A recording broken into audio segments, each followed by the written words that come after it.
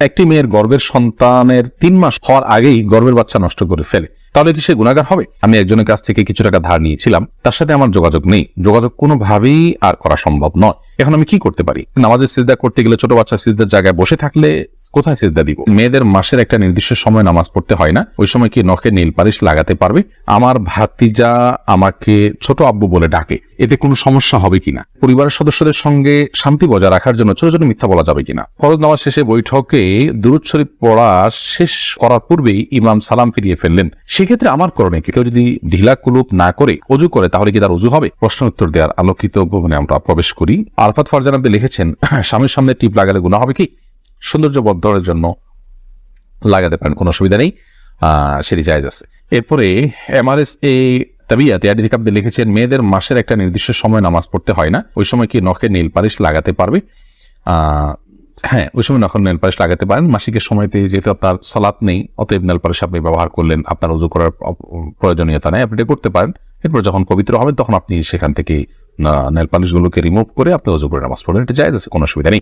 ইবাদত ইসলাম আপনি লিখেছেন, ওযু করে আয়না দেখলে ওযু ভেঙে যায় না, এতে কোনো ওযু ভাঙে না। বিটি রহমান আপনি লিখেছেন, নামাজের সিজদা করতে গেলে ছোট বাচ্চা সিজদার জায়গায় বসে থাকলে কোথায় সিজদা দিব?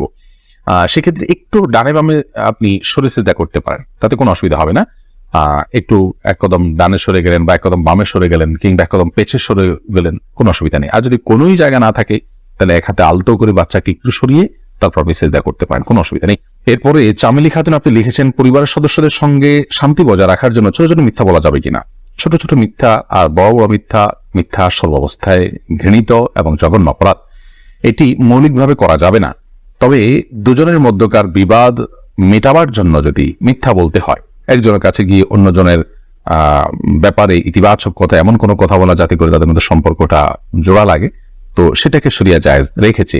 পরিবারের সদস্যদের মধ্যে যদি এরকম কোনো পরিস্থিতি তৈরি হয় তাহলে সেক্ষেত্রে ওই ধরনের মিথ্যা কথা বলা জায়েজ আছে। এছাড়া আপনি খেয়াল খুশির মতো আপনি মিথ্যা বললেন পরিবারের সদস্যদের মধ্যে তথাগত শান্তি বজায় রাখার জন্য, এটি জায়েজ নয়। বরং সত্যবাদিতার অভ্যাস আমাদের মধ্যে গড়ে তুলতে হবে। মিথ্যা আজ আমাদের রন্ধ্রে রন্ধ্রে ঢুকে গেছে, যার কারণে আমরা আমাদের কেনাকাটা, আমাদের কাজকাম, আমাদের শিক্ষা জীবন, আমাদের শিক্ষকতার জীবন, আমাদের কর্মজীবন, আমাদের জীবনের প্রতিটা ক্ষেত্রে আজ মিথ্যার সয়লাভ হয়ে গেছে। এই জায়গায় পরিবারের শান্তি বজায় রাখার নাম দিয়ে আবার তথাকথিত ছোট ছোট মিথ্যা বলার বিষয়টি কখনো অনুমোদিত হতে পারে না।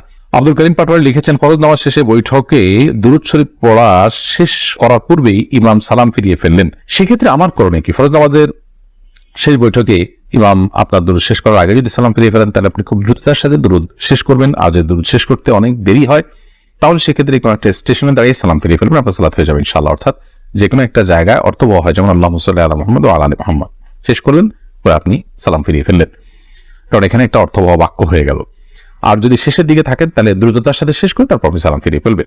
আফসানা শারমিন রোশনি আপনি লিখেছেন, আমার ছেলে 5 দিনের হায়াত নিয়ে দুনিয়াতে এসেছিল, আমার সন্তানকে আমার জন্য সুপারিশ করবে আল্লাহর কাছে? বল, আপনার সন্তান আল্লাহর কাছে ইনশাআল্লাহ বিদিন আপনার জান্নাতের পথকে সুগম করবে কিয়ামতের ময়দানে, এবং এ ধরনের সন্তান বাবা মার জন্য জান্নাতে অপেক্ষা করবে, এরকম বিভিন্ন বর্ণনা পাওয়া যায়। যদি আপনি সবর করতে পারেন, আল্লাহ তাআলা আপনাকে সবর করার তৌফিক দান করুন, উত্তম বিনিময় দান করুন। মোহাম্মদ মুনতাসির মাহমুদ আপনি লিখেছেন, নামাজে যদি নিজের অনিচ্ছা সত্ত্বেও কোনো দুশ্চিন্তা চলে আসে তাহলে কি নামাজের কোনো ক্ষতি হবে? নামাজের মধ্যে নিজের অনিচ্ছা সত্ত্বেও যদি দুশ্চিন্তা আসে তাহলে সেক্ষেত্রে এই দুশ্চিন্তা ফলশ্রুতিতে একজন মানুষ গুনাহগার হবেন না, বিশেষ করে যদি একান্তই অনিচ্ছায় আসে। কিন্তু সেটাকে যদি কন্টিনিউ করতে থাকেন তিনি, অর্থাৎ ভাবতেই থাকেন, ধরুন দুনিয়ার কোনো বিষয় মনে পড়লো আপনার জন্য যেটা দুশ্চিন্তার, এরপর ওইটা নিয়ে আপনি নামাজের মধ্যে ভাবতেই থাকলেন, তাহলে সেটা অবশ্যই আপনার জন্য গুনাহের বিষয় হবে এবং নামাজের আপনার যে প্রাণ সেটাকে নষ্ট করবে। হঠাৎ কোনো দুশ্চিন্তা হলো এবং মুহূর্তের মধ্যে সেটাকে আপনি ভুলে গিয়ে সালাতে মনোযোগী হয়ে গেলেন, তাতে কোনো অসুবিধা নেই, এটা ইচ্ছার বাইরে হয়েছে। আর আখিরাত নিয়ে আল্লাহর ভয়, কবরের আযাব, এই জাতীয় বিষয় নিয়ে যদি আপনার দুশ্চিন্তা হয় সেটা তো খুব প্রশংসনীয় বিষয়, কারণ সেটা আপনার সালাতকে আরো বেশি আপনার আল্লাহর কাছে গ্রহণযোগ্য করবে ইনশাআল্লাহ। জোস মাসুম মামুন এআইডি থেকে আপনি লিখেছেন, আমার ভাতিজা আমাকে ছোট আব্বু বলে ডাকে, এতে কোনো সমস্যা হবে কিনা? দেখুন, আপনার ভাতিজা যদি আপনাকে ছোট আব্বু বলে ডাকে তাহলে সেক্ষেত্রে মৌলিকভাবে কোনো অসুবিধা নেই, কারণ আমাদের দেশে অনেক এলাকাতে চাচাকে ছোট বাবা বলা হয়। ছোট বাবা বলা হয় এটা রূপক অর্থে, তাকে সত্যিকারের পিতা মনে করে বাবা বলা হয় না।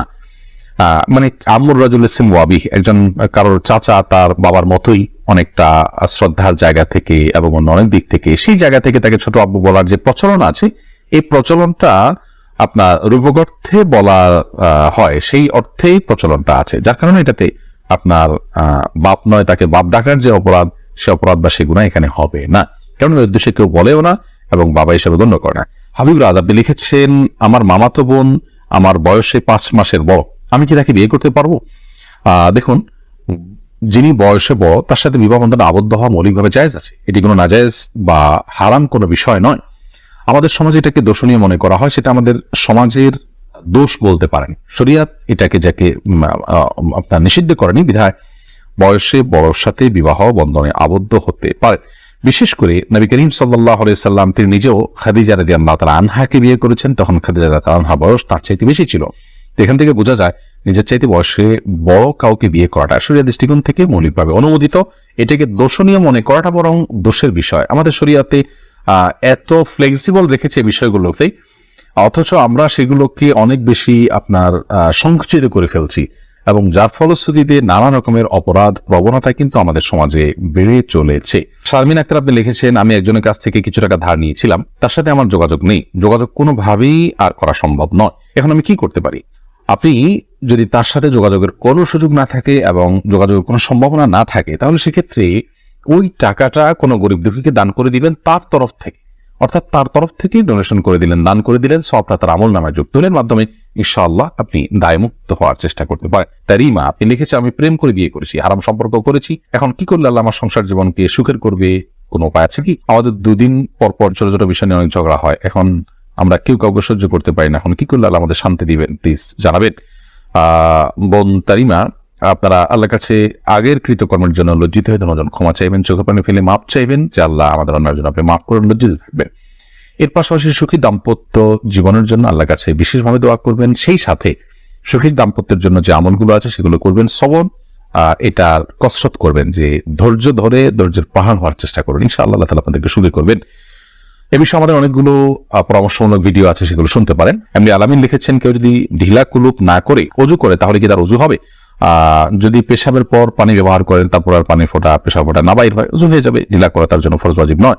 আর যদি আশঙ্কা থাকে তাহলে সেক্ষেত্রে আশঙ্কা দূর করা পর্যন্ত তিনি অপেক্ষা করা বা যেভাবে এটা করা উচিত। তবে ঢিলা কুলুপ না করে পানি ব্যবহার করলেও পবিত্র হয়ে যাবেন, অজু করলে নামাজ হয়ে যাবে। আরফাত ফারজান আপনি লিখেছেন, আমি নামাজ পড়ার সময় আমার ছোট বাচ্চা নামাজের সামনে হাঁটাহাঁটি করে, এতে ওর বা আমার কোনো গুনাহ হবে না? এতে গুনাহ হবে না?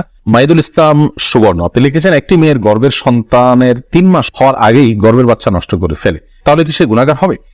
গর্ভের বাচ্চা নষ্ট করা সর্বাবস্থায় অপরাধের কথা, কিন্তু যদি সন্তানের মধ্যে হার্টবিট বা প্রাণ সঞ্চারিত হওয়ার আগেই আপনার কোনো এমন ওজরের ভিত্তিতে সেটি নষ্ট করা হয় যে ওজরটি শরীয়া গ্রাহ্য, যেমন তার ফলশ্রুতিতে মার শরীর বা জীবনের মধ্যে হুমকি আছে, বা বড় কোনো বিপদ হতে পারে, বা বড় কোনো সমস্যা আছে, এরকম কোনো ওজরের ভিত্তিতে যদি এটা করে, তাহলে সেটা ক্ষেত্র বিশেষে ওজরের উপর নির্ভর করে সেটা জায়েজ হতে পারে।